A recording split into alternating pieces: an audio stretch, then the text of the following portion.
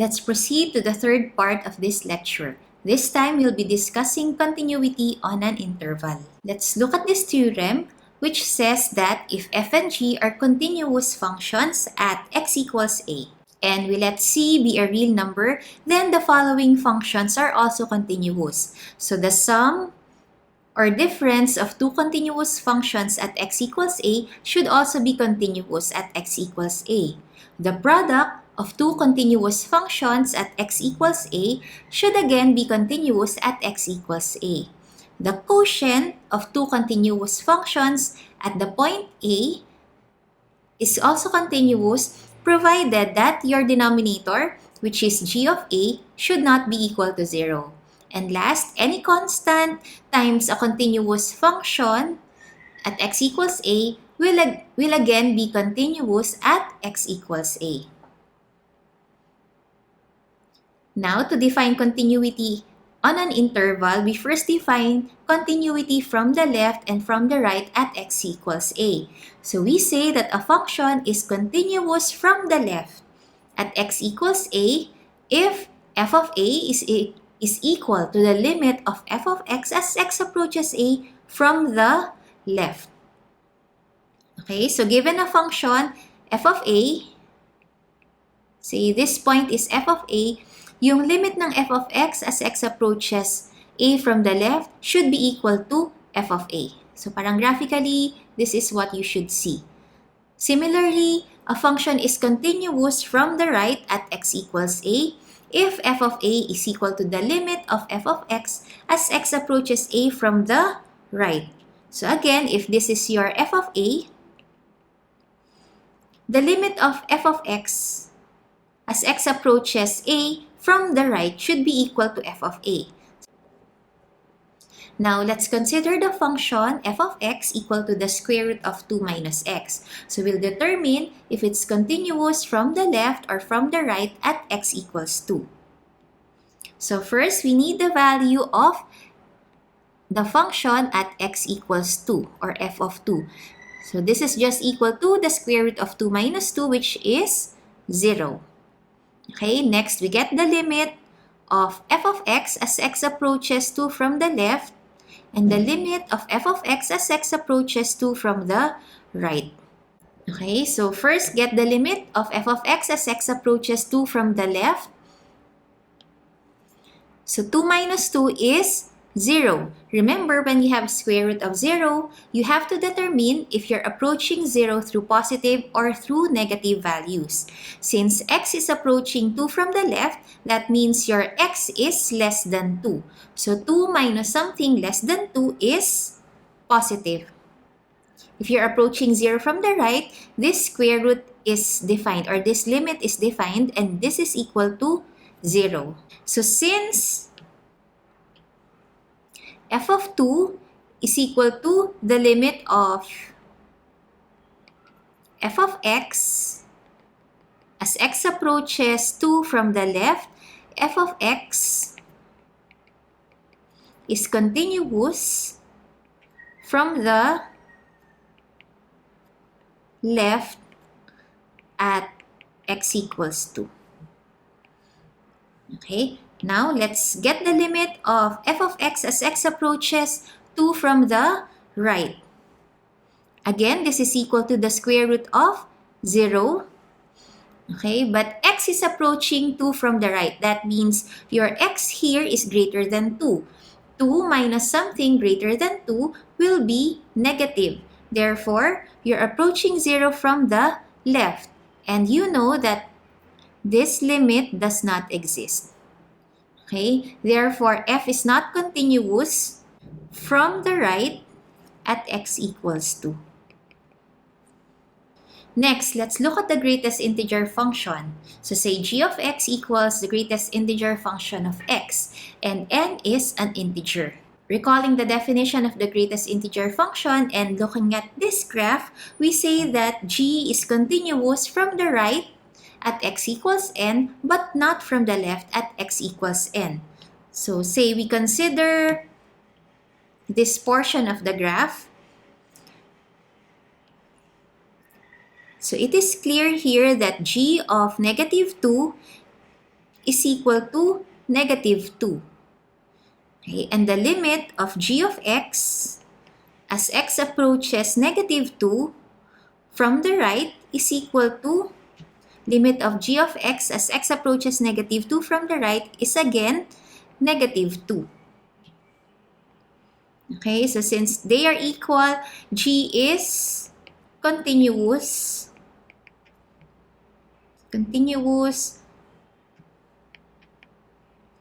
from the right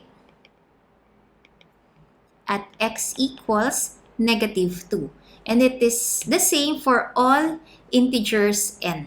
Okay, so if we look at g of negative 1, okay, g of negative 1 is negative 1. While the limit of g of x as x approaches negative 1 from the left, okay, the limit of g of x as x approaches negative 1 from the left, it's obvious from the graph that g of x is approaching negative 2. Okay, so since they are not equal, we say that g of x is not continuous from the left at x equals negative 1. Okay, so it applies to all integers n. Next, we define continuity at these intervals. So we say that a function f is continuous everywhere if f is continuous at every real number. Next, we say that a function is continuous on the open interval ab if it is continuous at every point in that open interval. Next, we say that the function is continuous on this interval, so closed at a, open at b, if f is continuous on the open interval ab and from the right, okay, as you approach a from the right. Next, we say that the function is continuous on the interval a to positive infinity if f is continuous at every x greater than a. Last, we say that a function is continuous on this interval if f is continuous on a to positive infinity and from the right of a. As an example, I said previously that since polynomials are continuous at every real number, then they are continuous everywhere. Rational functions are continuous on their respective domains. And the absolute value function is continuous everywhere. It's continuous at every real number. Next, the square root function or f of x equals square root of x is continuous on this interval 0 to positive infinity. And last, the greatest integer function is continuous on this interval as we have seen in the example. So we look at another theorem. This says that if the limit of g of x as x approaches a is b and f is continuous at this value at b, then the limit of f of g of x as x approaches a is equal to f of b. That is, remember yung limit of g of x as x approaches a equals b. So, pwede nyo munang kunin yung limit ng g of x as x approaches a, then evaluate f at that limit. Okay? So, as an example, let's evaluate the limit of the absolute value of x minus 2 over x squared minus 4 as x approaches 2. Here, we can take f of x to be equal to the absolute value of x and g of x to be equal to x minus 2 over x squared minus 4. Now, we know that the absolute value function is continuous everywhere.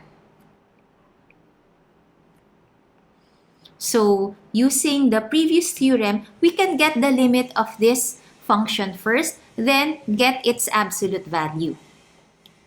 Okay, so we get the limit of g of x, which is x minus 2 all over x squared minus 4. Let's factor that. X minus 2 times x plus 2 as x approaches 2. Okay, initially you get 0 over 0 if you get the limit as x approaches 2. So we cancel the common factor. And so this is equal to 1 over 4. And using the theorem, the limit of the absolute value of x minus 2 over x squared minus 4 as x approaches 2 should be equal to the absolute value of 1 over 4. That is 1 over 4. Here's another theorem, and this theorem says that if G is continuous at A and F is continuous at G of A, then F of G of X will be continuous at X equals A. Again, G should be continuous at A and F continuous at G of A for this composition of function to be continuous at X equals A. Okay, so let's look at this example. We want to determine the intervals for which h of x equal to square root of x squared minus 1 is continuous. So we can let f of x be equal to the square root of x and g of x be equal to x squared minus 1. So yung h of x natin is just f of g of x. So h of x will be continuous if g of a or g is continuous at a. Okay, so we first check the continuity of g of x. Since g of x is what type of function? It's a polynomial function, so it is continuous everywhere. Next, we look at f of x. F of x equals square root of x. And we know that the square root function, so f is continuous on what interval? On the interval 0 to infinity. Okay, so from the theorem says that this function will be continuous if f is continuous on g of a. Okay, or if g of x is in this interval. That means our g of x, which is x squared minus 1, should be greater than or equal to 0. I hope you still recall. Okay, if you solve this inequality is satisfied if x is in the interval negative infinity to negative 1 union 1 to positive infinity. So please verify this. Therefore, from the theorem, we can say that h of x is continuous on the interval negative infinity to negative 1 union 1 to positive infinity. So here are some remarks when we are testing for continuity or when we want to determine the possible points of discontinuity.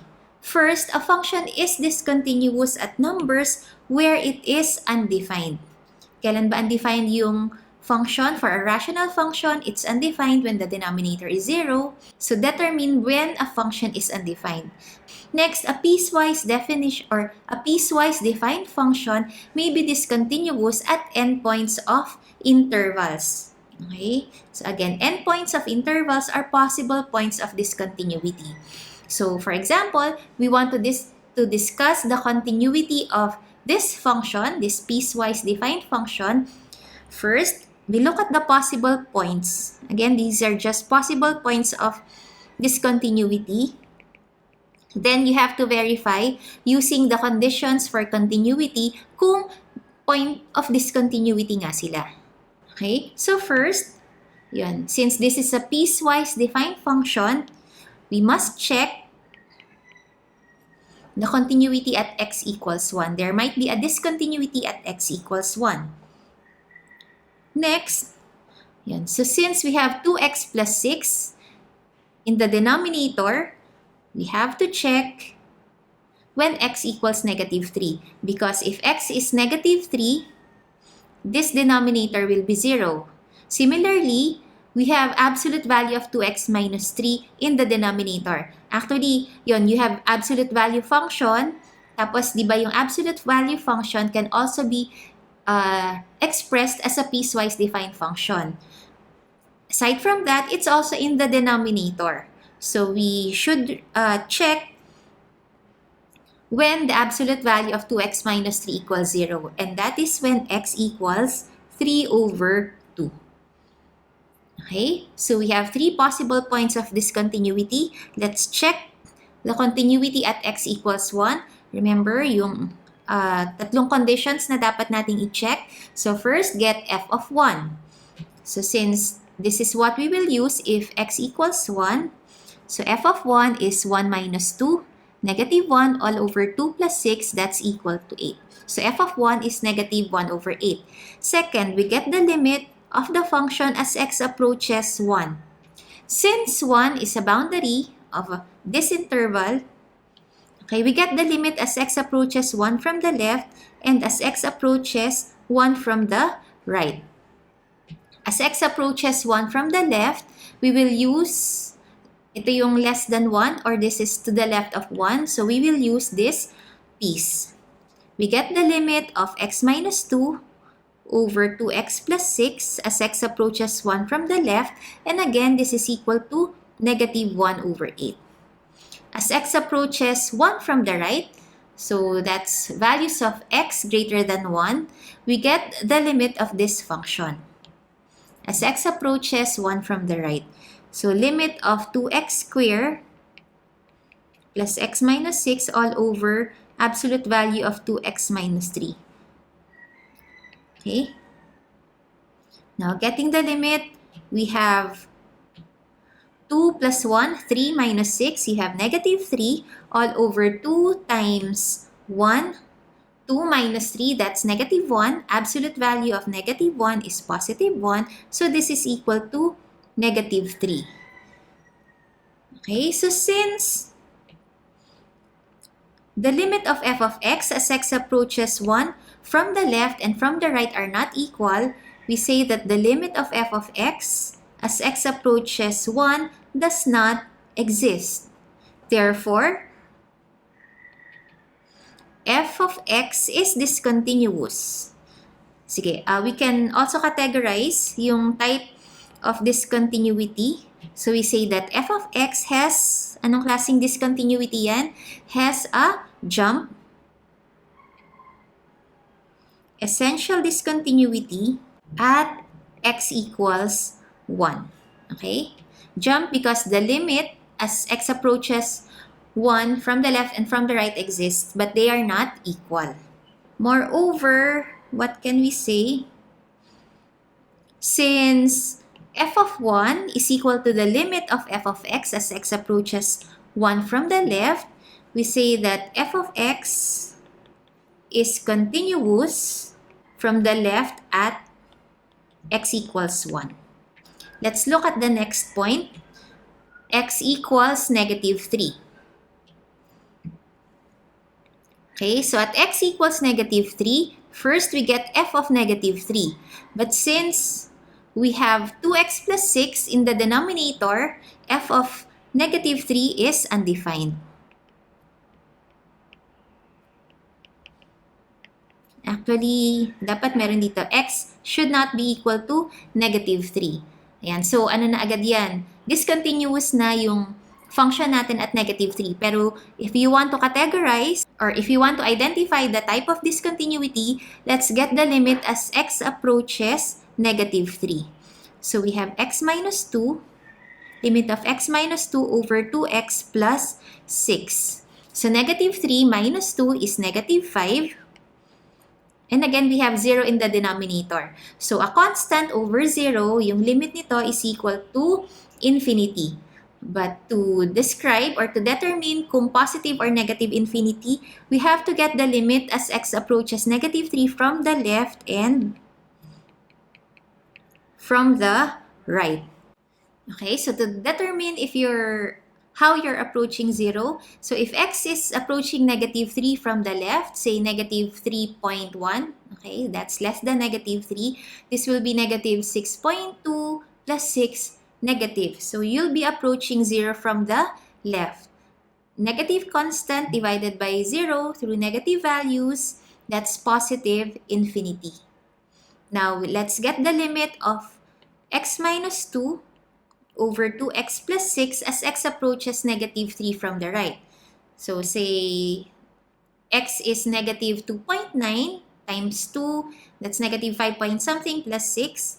So, you have negative 5 over 0 from the right. Okay, and this is equal to negative infinity. Therefore, has an infinite essential discontinuity at x equals negative 3. And then last, we look at the discontinuity at x equals 3 halves. Okay, remember yung absolute value of 2x minus 3. Sige, sulat ko na lang dito ha. Absolute value of 2x minus 3 is equal to 2x minus 3 if x is greater than or equal to 3 halves and negative of the quantity 2x minus 3 if x is less than 3 halves. Okay, so we shall use that. First, okay, so f of 3 halves, again, since 3 halves or 2x minus 3 is in the denominator, it will make the denominator 0. So f of 3 halves is undefined. Next, we get the limit of f of x as x approaches 3 halves from the left. So in the numerator, we have 2x squared plus x minus 6. I-factor na natin. The factors are 2x minus 3 times x plus 2. Okay. In the denominator, we have absolute value of 2x minus 3.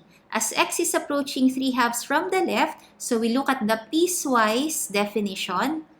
X approaching 3 halves from the left is this part. So we replace absolute value of 2x minus 3 by negative of the quantity 2x minus 3.